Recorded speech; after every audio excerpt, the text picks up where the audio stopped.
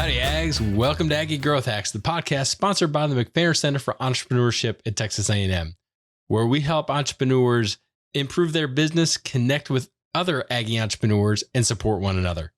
I'm your host, Greg Martin, fighting Texas Aggie Class of 2001. And I'm your co-host, Chris Hunter, fighting Texas Aggie Class of 1998. Whoop! Well, we got a little story for you, Ags. Anna and Drew Dudley, both fighting Texas Aggie Class of 2012, are the owners of Dudley Engineering, an engineering firm that's based out of College Station, Texas, and is one of the fastest growing Aggie-owned companies this year. This structural design and engineering firm just recently opened up offices in Austin and in Houston. Anna and Drew see a world where they provide immense value to the people, the projects, and the communities that they work in, and they have a BHAG to triple the size of their company over the next 5 years.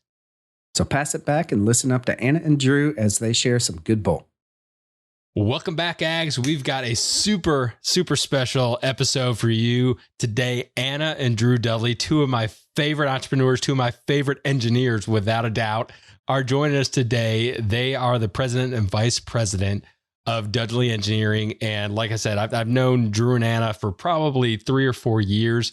And just the way that they think about entrepreneurship, the way they think about serving their customers and building a great team, you guys are in for a treat today. So Anna and Drew, thank you so much for joining us today. Yeah, thank you. Thanks for having us, guys.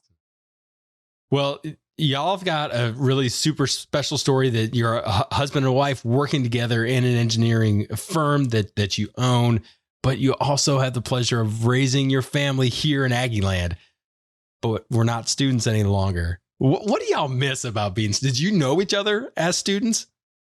Just there towards the end. We met at the end of our college career. So we're so happy to be back in Aggieland, back in College Station. I would have said that I missed the game day atmosphere the most, but now that we get to experience that every year, every game, I'd say I miss the people and the organizations that I think really make Aggieland what it is, carrying on the traditions and really helping, all the students discover their potential and their passions. That's what it was about for me, at least. And so for me, you asked, if we had known each other during school. I'll give you the shortened version. But so I had done my undergraduate degree at the University of Kansas because Texas A&M didn't want to offer me a football scholarship, so I had to go up to Kansas. But I came back to get my master's at Texas A&M, and the very first week that I moved back to A&M, I met Anna.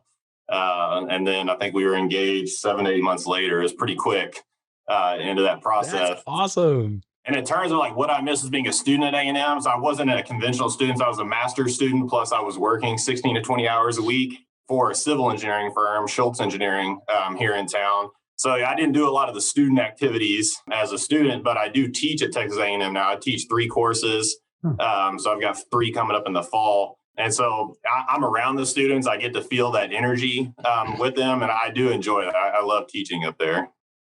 That is awesome. So love that. That is so cool. All right. So tell us a little bit about the origin story of Dudley Engineering, and how did y'all start it, and why did you start it, and how did it come about? My father is an entrepreneur. He started a construction company, and so I got to see that. He started that when I was about 2 to 3 years old. So as a young kid, I remember my dad working out of the spare bedroom late in the middle of the night. And so I've always had that inspiration. I guess you'd say it was bred into me, that I always had this inkling inside of me that I wanted to be part of something great. And if I had to, if I thought I needed to do it myself, then I needed to do it. Luckily, at that time, when I decided, quit my job and go start Dudley Engineering back in 2017, Anna had a very good career. We were stable. We had just had a kid, and we were just building a new house. Outside of that, That sounds like a perfect time to start a company. Yeah, but I always do say, the entrepreneurs, especially when they only have a one income household, I'm that's a huge risk. Anna had a very well-paying job. I was never concerned, that we wouldn't be able to buy groceries or pay the mortgage.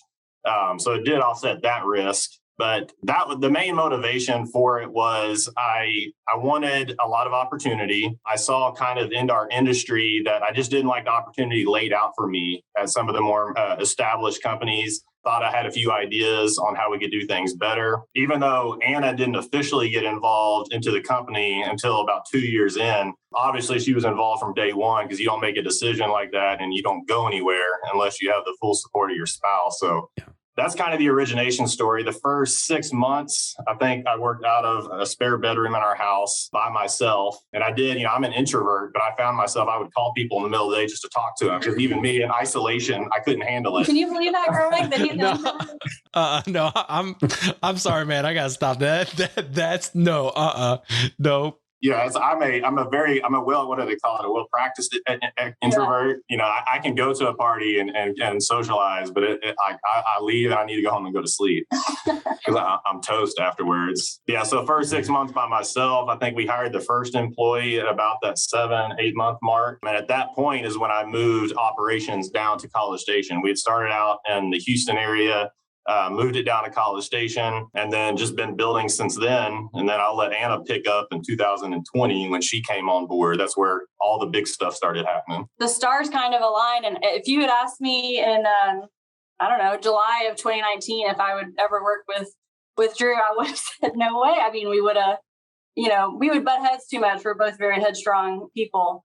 But yeah, like I said, the stars aligned. There were a lot of opportunities that kind of lined up. We felt like it was a good jumping point. So I left a place where I had great mentorship and great leadership, and I will always, be grateful for that time with them. But I decided to join and kind of help him grow. That's one thing, is that Drew's always wanted to make this firm really big and, impact the most amount of people and impact the industry to the greatest extent possible. And so to do that, we knew that he probably couldn't do, both the technician aspect and the business and strategy and growth aspect all on his own. So, and it's been a great team in that regard. So. And I know that our accountants love that I'm not doing the books anymore. Because, there's a certain time period there where we were very busy and I'm still doing all the invoices and everything. And it's like, it's good that we have all these processes in place now. So how did you guys come up with the division of responsibilities and roles? Was it natural? Hey, once Anna comes on, these are the things that she's really passionate about and she's really good at. She'll handle that, and Drew does the other stuff? Or, was there back and forth? Yeah, I would say it was pretty natural. Anna's always been very interested in leadership and management, and that's where her role has fit in here. From a technical standpoint, as a firm, we provide structural engineering, geotechnical engineering, and environmental engineering, and construction materials testing. And Anna is none of those in terms of her skill set. She is a civil engineer that specifically worked on land development. And I have made multiple promises to many great civil engineering firms in and around town saying that we will never do civil engineering because they're a lot of our clients. They pick us up on jobs or refer us to clients. So Anna never gets pulled in on the technical side, which is a blessing because she's not ever fighting fires on a project front. She can stay high level. What are we doing in terms of recruiting, leadership, mentorship? She can stay at that level. Whereas, from time to time, I get my head buried into a project on the technical side. So there's always been that natural division. But then the other blessing is because she is a civil engineer, she's a licensed professional engineer. She comes from the industry. She still knows what we're talking about, even though she doesn't get pulled in to actually assist on projects. When you decided, Anna, to, come on, was it I'm doing this in 2 weeks or a month or whatever that it was, or was it just a slow integration into the company? Yeah, that's a great question. I've reflected on that a little bit. It was an odd transition because it was going right into COVID. So the intention was to kind of have a long drawn out transition. I was working on a big project that I was very passionate about at my previous firm. And I didn't really want to leave. I did not want to leave them high and dry on that. And so I wanted to kind of help with that transition. And then COVID hit and, everyone kind of got shook up for a few weeks at least. And so at that point, we were able to kind of transition out, I guess, a lot quicker. And so, yeah, it worked out. It worked out well. That's awesome. And we've heard a lot of entrepreneurs that have used COVID and the challenges that were at the beginning of COVID as a catalyst to be able to kind of take that next step. By definition, you had to figure things out. Things were not the same. And so you just say, okay, what's one of the things that entrepreneurs do best is they say, okay, well, this is a challenge. Let's figure it out. Let's move forward and let's keep growing. So let's kind of, bounce back a little bit. Drew, You said, or Anna said, that you had a vision for growing the company and making it large. And this is really for both of y'all. How do you guys define, is it the locations where you at? Because you're not just in Bryan College Station anymore. Is it the size of the projects that you're doing with? Is it number of people? How do you guys kind of define what growth and success is? We do. That's something we talk about quite a bit, not only just between us two, but within the firm as total. So what I define it as is the impact that we can have to our communities and our society. And if we're doing something good, if we've got a good system in place and we've got good people, and every project we work on, we're saving the owner a little bit of money on construction costs. We're helping the contractor get it done a little bit quicker. That helps alleviate the burden to society from the cost of construction. And if we can extrapolate that to more cities, then we're helping out the greater good. So that's on a project level. Also, in general, we pride ourselves that we are able to compensate our employees higher than they can get at other industry firms. And to me, that's a big one too. But I think the biggest is you'll hear us harp on culture all the time. We want it to be a place where you enjoy coming to work, where it's not a drag. It doesn't even have to be your best friends at work, but just the culture that we have here right now. And much of it is the people. We've got a lot of great people, and there's spontaneous laughter that erupts throughout the day. But at the same time, people know how to get work done. And trust me, they can get some work done because we pump out a lot of work for how many people that we have here. To me, that's what it means. Like, can we take this system where we think we've got a great culture, we're able to compensate our people well, and we're making a positive impact to the communities we affect? Well, why would we just want to limit it, to one local jurisdiction? Let's try to expand this as far as we can go, as long as we maintain those standards. And that's the one we're really struggling with. We haven't gotten to that problem yet, but we know it's like, as you get bigger as a company, how do you maintain that entrepreneurial spirit across locations? Yeah. And so really, to maintain that culture across locations, to me, it's all about over communication, those standards that we have, those tools that we have, those systems that we have. And I think there's going to be a lot of having people go to the different locations from different offices just to visit and work there with them, and make sure that we can keep that culture alive as they transition into really building a team in the different places. But for me, you asked about kind of what is the definition of that success, and add to Drew's point, we also really want to just impact the most number of people in terms of team that we can, because I think that we are building a system that will allow us to really challenge people and help them see the potential that they have and really discover what the impact that they can have. And so that's kind of the reason for wanting to be so big, is just being very driven by trying to make the greatest impact on the greatest number of people that we can. Love it. So what's the biggest challenge that you're facing with all of that? I mean, you have 3 offices now, correct? One in College Station, one in Austin, one in Houston. As you guys are looking to expand, let's say, I don't know, Dallas, Fort Worth, and San Antonio, as you guys are looking to expand out, what challenges are you looking at, and how are you going to overcome those things? Yeah, I think the biggest challenge is staying ahead of that growth. We have started to send people off to those locations, but for us, we very intentionally tried to slow down a little bit this year. We get together at the end of every year as a full team, and we do kind of a vision planning session as a full team. And the vision for 2022 that came out of last year was that we wanted to slow down and be very intentional about establishing those systems and processes and tools that we talked about, really identifying our standards, defining our culture. And I mentioned that over communication earlier. We talk a lot about our values. So I think you would be hard pressed to talk with anyone on our team.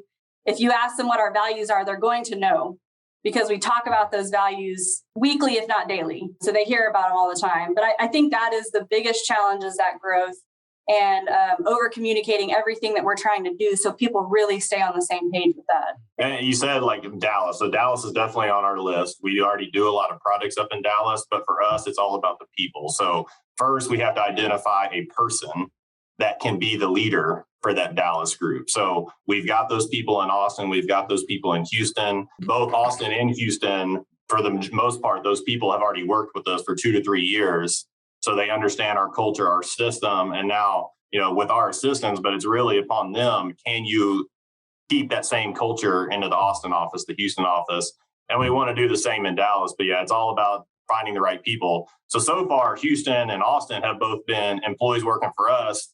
And we asked them, but they expressed a desire they would like to move to those cities for one reason or another. And so when we think the time is right, when they've got the experience and we've got the infrastructure to back them up, we're going to make that move. So are y'all on Entrepreneur's operating system, EOS? We have not done EOS. Okay.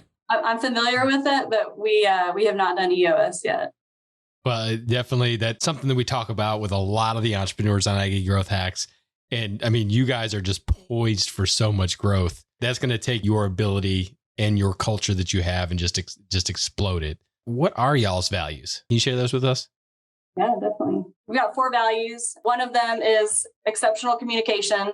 That's something that Drew, even from the beginning, Drew really was recognized for as being excellent at communicating, not only being extremely responsive, but also being thorough and even being proactive in his communication on projects. Passionate.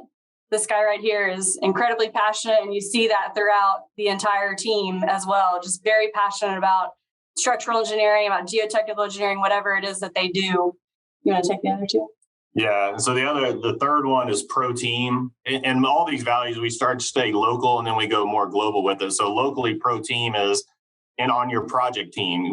Every single project you're working as a team. There's more than one person that goes into making that success. So are you taking actions that help the whole team, not taking selfish actions? And then we can extrapolate that to our client, which is typically the architect or the contractor. Are we making decisions? Are we doing things that are making them successful? And then extrapolate that even further in people that we're not directly contracted with, other consultants, stuff like that. Are we making decisions that help everyone be successful? Because at the end of the day, if everyone's successful, everyone's happy. If one person, does something that makes the project get off the rails, everyone gets hurt by that. So we try to make the project successful. And then the last one is construction wise. And by that, we mean that number one, we strive to understand how the buildings we design actually get built. And number 2, we try to make our drawings as constructible as possible. So I always like to use the example, everyone's probably put together a piece of IKEA furniture. And we can all say that there's probably frustrations and we wish it was a little bit better. But even in the IKEA example, they're making that unit that's going to be reproduced hundreds of thousands of times. They can spend a lot of time on those. One of the issues with the construction industry is every building is unique. That we're building it one time only. So we don't have nearly as much time to invest in doing those drawings, but at the same time, we need to make it where somebody can easily look at it and be like, okay, I understand how to put this together. So we don't try to, hide notes or hide details. If it's important, we try to make it big and bold so it's very clear to see. We use lots of 3D images just because everyone's kind of more of a visual thinker. It's a lot easier if you see it in 3D than on the 2D plane. So we try to do things like that. And then the biggest one is every time that our engineers go out to a job site to do an observation or inspection, they're supposed to ask the contractor, hey, do you have any recommendations? Was there anything in the drawings that was unclear? Do you have any advice for us? Because number one, I firmly believe that we can learn a lot from those guys that are actually building it. They see a lot more than we do. And number 2, I think it just gets across the attitude. We don't think that we're better than you. We're on the same field. We got to work together to make this thing successful. It's awesome. And that kind of goes right back into the pro team thing, right? I think that kind of pigeonholes, right? Or dovetails, pigeon, whatever. Yeah. It all right into that, right? Mm-hmm. And construction-wise specifically, the engineers as a whole are known as not knowing how things are built. That's kind of the knock that you hear about engineers. The typical one is we're not very good socially. We can't communicate. So we try to address that one. And number 2 is that, we're just sitting behind a desk and we draw things. We don't know how it gets built. So we're purposely trying to address those. And I think it helps with my background. I grew up with my father as a contractor. I worked as a laborer during construction. And also a lot of our clients are contractors. We probably do about 40% of our projects where we're directly contracted underneath the contractor. So we're getting their direct feedback as well, which helps us. Awesome. Love it. So what is your big, hairy, audacious goal? Your 5 or 10 year moonshot? Where are y'all going to be in 5 to 10 years? Well, so I'm big about when we talk about goals that they've got to be, they've got to be quantitative and they've got to have a timeline on them. Yet our big, hairy, audacious goal is not necessarily defined that way, but we really want to become a nationally recognized firm built around a lot of great people. And so you'll hear about really some smaller firms. Sometimes it's all about, the founder, the main guy. or the main girl. And we want to grow that. We've talked a lot about how we want to impact people and help them grow into their potential. Well, it's about building it around a lot of great people. So that's our big, hairy, audacious goal. But I would say, to be more specific and give us a little bit of a timeline to reach for, I have a mini BHAG of hitting a team size of 100 people by 2027, which I think is definitely doable, and we're definitely on track for. But like I mentioned earlier, I'm very driven by having the biggest impact on the most amount of people by helping them see what they can do and what they can accomplish through a great career. How big's y'all's team now? 23.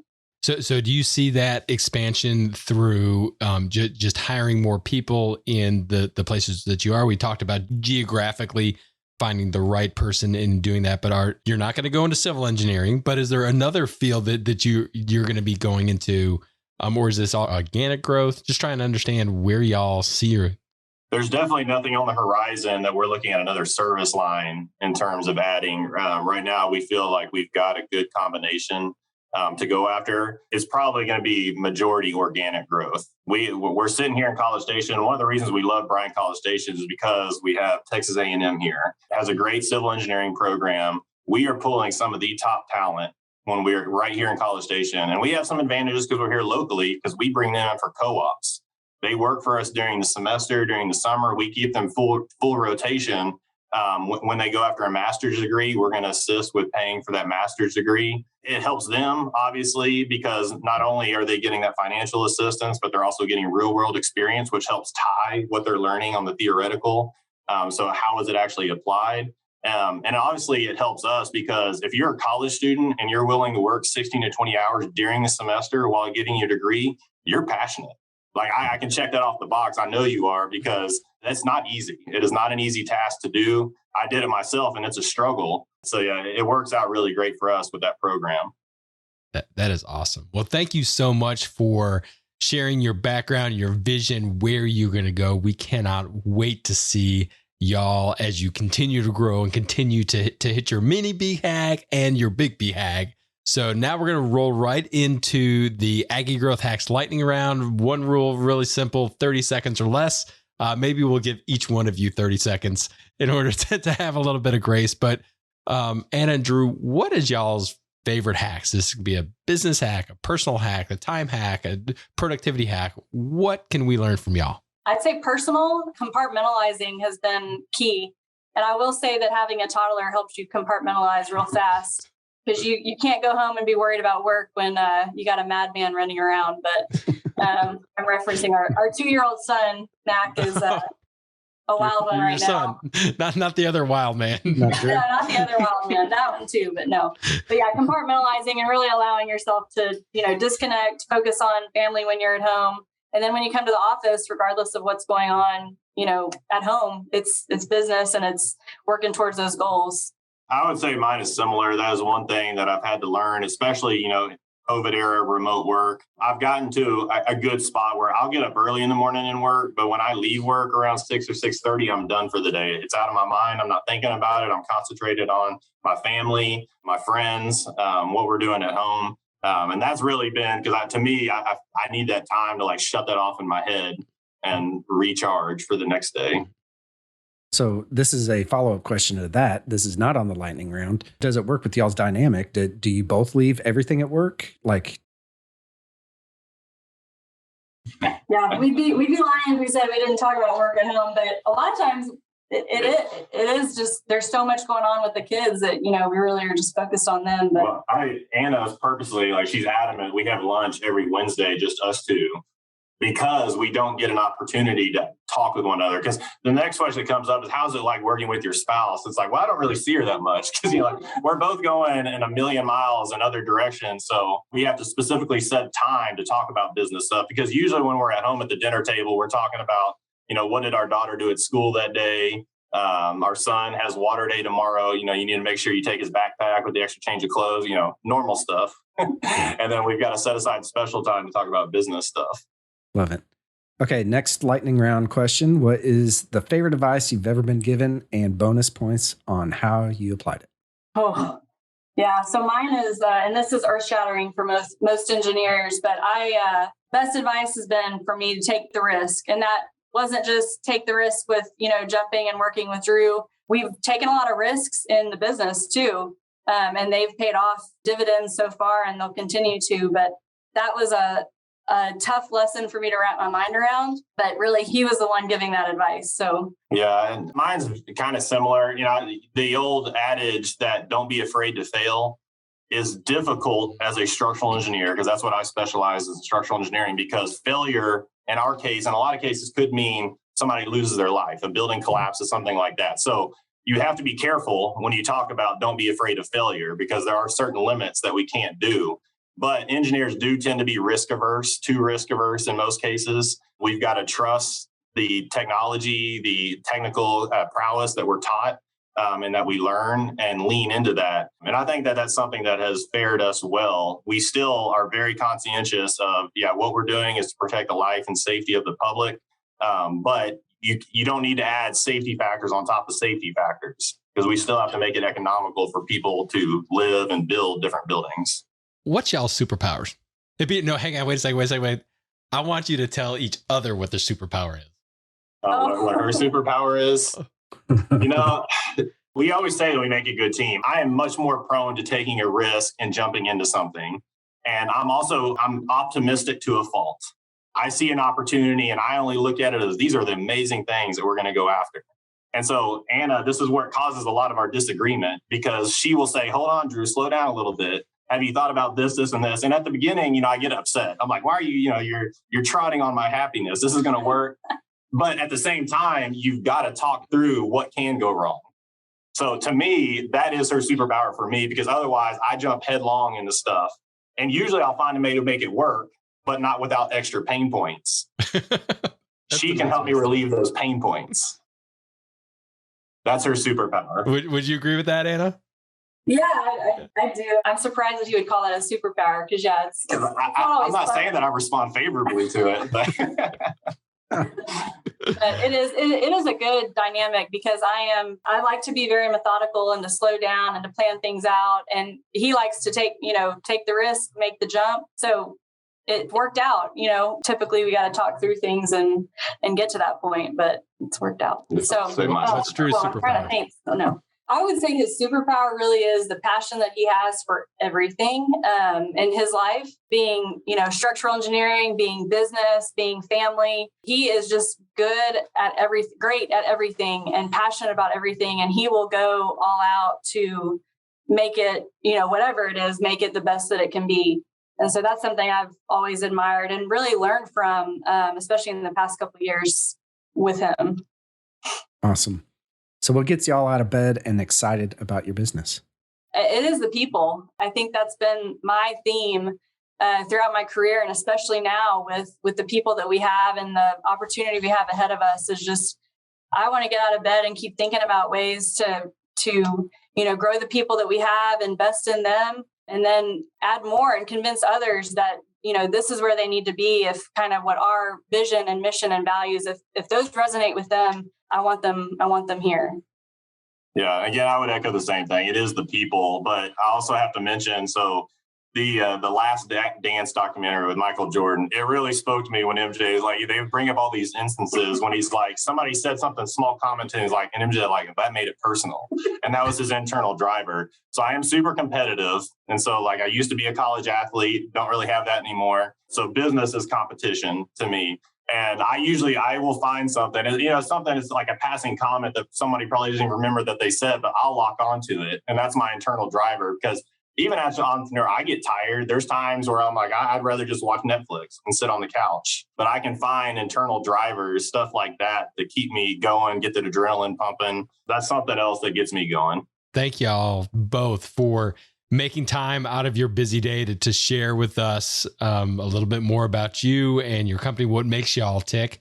How can the Aggie Growth Hacks family get in touch with you? You can always email me. I love hearing from people, whether it be, current students coming into A&M or, old Ags. You can email me. It's adudley@dudleyeng.com. And we love social media. So we're pretty active on LinkedIn and Instagram. So follow us there. LinkedIn, we're just Dudley.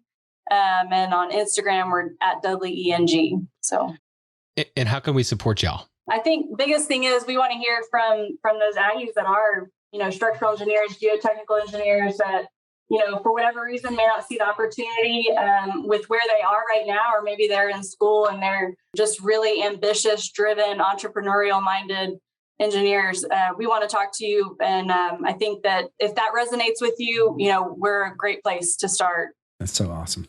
Well, we really appreciate y'all's generosity on coming on the Aggie Growth Hacks podcast and sharing with us y'all's entrepreneurial journey and really where you guys want to go. We really appreciate it. And final one, I will point out a shout out to Greg. So Greg reached out to me, I think it was 2018, early 2018. We went and had lunch at Copy Bridge on Harvey Road, which is right across the street where we're building our new office building. But I distinctly remember that conversation, and it was kind of like a welcome to the community type call. But I remember that, over 4 years ago now, but I appreciate that, Greg. You're a great ambassador for our community and for the Aggie Network. So thank you for that. Well, y'all are the ones that do the hard work every day. I mean, I don't have the courage to do what y'all do. So thank you for what you do. Thanks so much. It's been fun, Chris, Greg. Well, how about that, Ags? Was that amazing or what? I know that I took away a lot of value bombs that they were dropping, that Anna and Drew were dropping.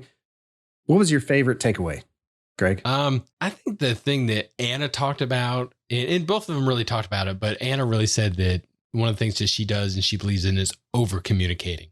And to be able to be in a position that they are to over communicate with their teammates, to over communicate with the contractors that they're working with, the architects that they're working with, the people that, actually own the building that they're helping support or the structure or whatever they're doing. Just to over communicate, be preemptive, and to be able to say, okay, here's some things that we need to deal with and address. I thought that was super, super cool.